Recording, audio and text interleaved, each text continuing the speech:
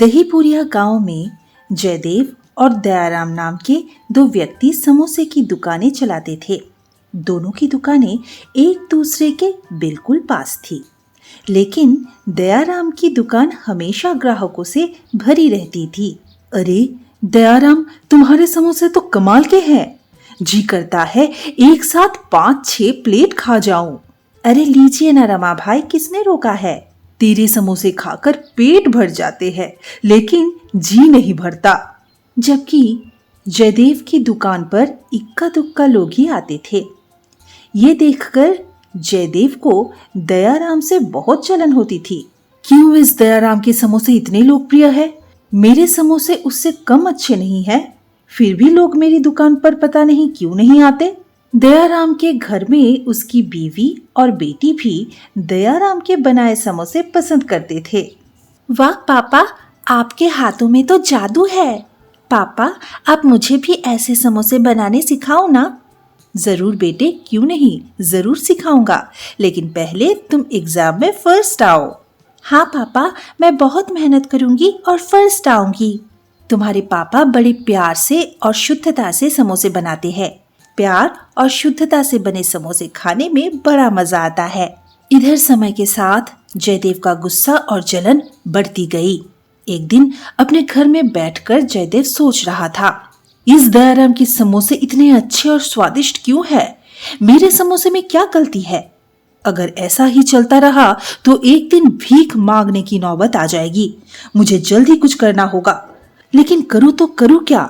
आधी रात को जब सभी सो रहे थे, जयदेव चुपके से दयाराम की दुकान के पास गया। दयाराम की दुकान पर पेट्रोल छिड़का और माचिस की तीली जलाकर दुकान को आग लगा दी। दयाराम की दुकान जलकर खाक हो गई। सुबह जब गांव वाले ने दयाराम की जली हुई दुकान देखी तो कहने लगे, अरे अरे, दयाराम तो बर्बाद हो गया। देखो, अपने दयाराम की दुकान जलकर खाक हो गई। अब क्या करे? दयाराम और उसकी बीवी जब दुकान के पास पहुंचे तो बीवी रोने लग गई। अरे, हमने किसी का क्या ही बिगाड़ा था कि हमारी दुकान की ये हालत हो गई। एक गरीब आदमी अब क्या करेगा बताओ, कैसे जिएगा?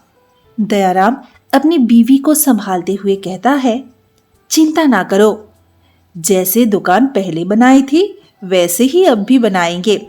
मैं और ज्यादा मेहनत करूंगा। दयाराम के हौसले अब भी बुलंद थे। उसने किसी पर भी शक नहीं किया। दुकान जलने की वजह से दयाराम को भारी पैसों का नुकसान हुआ था।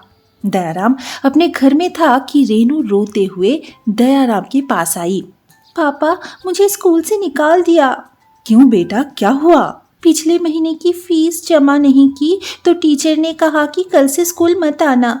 पापा, अब मैं कैसे स्कूल जाऊं? स्कूल नहीं जाऊंगी तो फर्स्ट कैसे आऊंगी? और फर्स्ट नहीं आई तो आप समोसे भी नहीं बनाना सिखाएंगे। सब कुछ ठीक हो जाएगा बेटा, मैं जल्द ही फीस भर दूंगा। फिर तुम स्कूल चली जाना, फर्स्ट आना, और फिर मैं तुम्हें समोसे बनाना सिखाऊंगा। सब कुछ ठीक हो जाएगा, तुम चिंता न करो। दयाराम सब ठीक करने के प्रयास में लग गया। उसकी दुकान जल गई थी, लेकिन उसने फिर से हिम्मत करके पैदल समोसे बेचना शुरू किया। दयाराम गली गली घूमता और समोसे बेचता। समोसे ले लो, ताजे गर्मा गर्म समोसे ले लो। अरे दयाराम भाई, जल्दी से गर्मा गर्म समोसे दे दो। हाँ हाँ, ले लो भैया। दयाराम, तुम्हारी दुकान जल गई, लेकिन तुमने हिम्मत करके फिर से समोसे बेचना शुरू कर दिया। बहुत अच्छी बात है। तुम्हारी हिम्मत की तो दाद देनी पड़ेगी। जी, गुजर बसर तो करना ही पड़ेगा ना। दयाराम तो समोसे बेच रहा था, लेकिन जयदेव की दुकान में पहले भी ग्राहक नहीं थे और अब भी वही हाल था। परेशान होकर जयदेव अपनी बीवी से कहता है, मैंने उस दयाराम की दुकान जला दी, लेकिन वो अब भी पैदल समोसे बेच रहा है। अरे, उससे क्या ही होगा, वो पैदल समोसे बेच रहा है ना। क्या करूं कि मेरी दुकान चल पड़े? अब तो कुछ करना ही पड़ेगा, नहीं तो वो दयाराम पैदल ही समोसे बेचकर हमसे आगे निकल जाएगा। हाँ, तुम ठीक कह रही हो। दयाराम के समोसे वैसे ही बिक रहे हैं जैसे पहले बिक रहे थे। जयदेव और उसकी बीवी दयाराम के काम से जल रहे थे, लेकिन दयाराम मेहनत किए जा रहा था।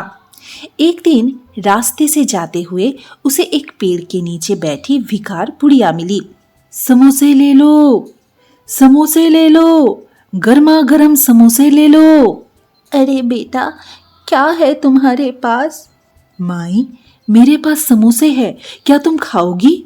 हाँ बेटे, बड़ी भूख लगी है, लेकिन मेरे पास तुम्हें देने के लिए पैसे नहीं है। नहीं माई, तुम खा लो, पैसे नहीं चाहिए। ठीक है बेटा।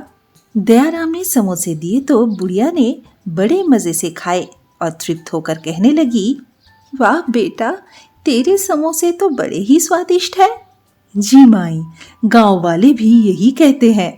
सही कहते हैं, तू गांव वालों को बड़े प्यार से समोसे खिलाता है और वो भी तुझे बड़ा प्यार करता है। जी माई।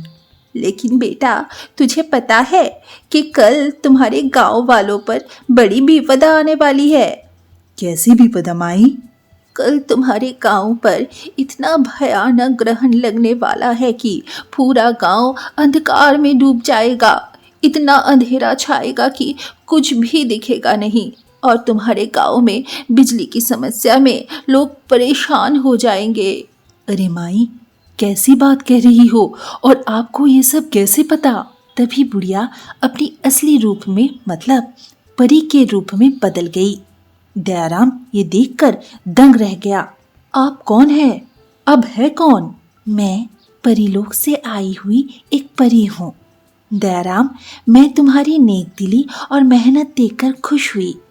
तुमने मुझे बिना पैसों के समोसे खिलाकर अपने नेक दिली का सबूत दिया है, इसलिए मैं तुम्हारी मदद करना चाहती हूँ। लेकिन जो आपने ग्रहण वाली बात कही, क्या वो सच है? हाँ दयाराम, ये सच है, लेकिन गांव वालों को इस विपदा से बचाने का हल मेरे पास है। आओ मेरे साथ। परी दयाराम को अपने साथ ले गई। गांव के बाहर आकर दयाराम ने देखा कि एक बड़ा सा समोसा है और उसका एक दरवाजा है। परी जी, ये क्या है? दयाराम, ये एक गुफा है। तुम्हारे बेहतरीन समोसे की वजह से ही मैंने इसे ऐसा कर दिया है। तुम ग्रहण से पहले ही सारे गांव वालों को यहाँ पर ले आओ।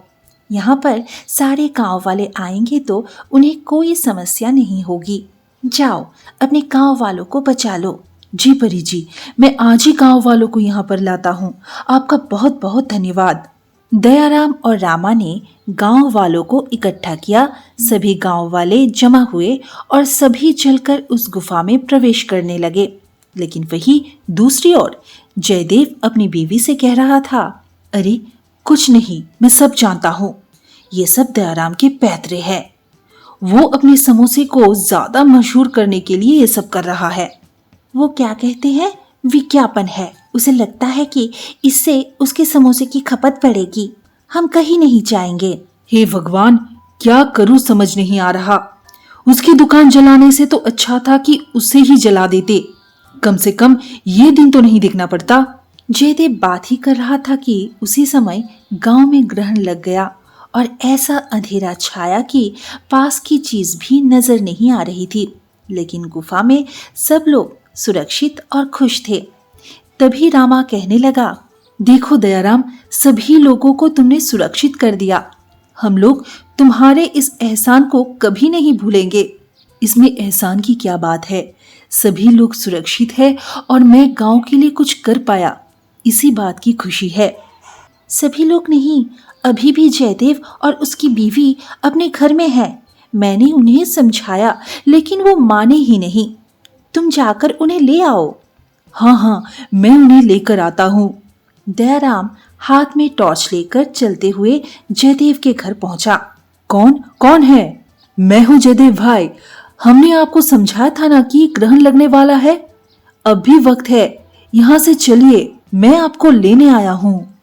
हाँ दयाराम, हमें यहाँ से ले चलो। दूसरे दिन जब ग्रहण चला गया तो स्थिति सामान्य हुई।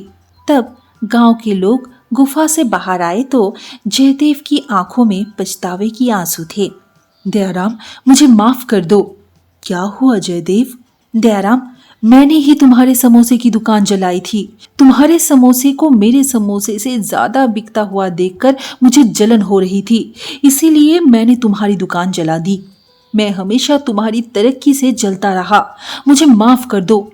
तुमने जो गांव के लिए किया वो बहुत बड़ी बात है। मेरे मना करने के बावजूद भी तुम मेरे घर तक आ गए मुझे लेने, और मैं तुम्हारी दुकान जला दी। मुझे अपने किए पर शर्म और पछतावा है। मुझे माफ कर दो। जयदेव, तुमने जो किया है वो गलत है, पर तुम्हें अपने किए का पछतावा है, इसलिए मैं तुम्हें माफ करता हूँ। जलन और बुराई के साथ अगर कोई काम करोगे तो एक दिन तुम्हें ही तकलीफ होगी, इसलिए मेहनत और साफ मन से काम किया करो तो तुम जरूर सफल हो जाओगे। मैं समझ गया दयाराम, आज से मैं अपना काम ज्यादा मेहनत और साफ दिल से करूंगा।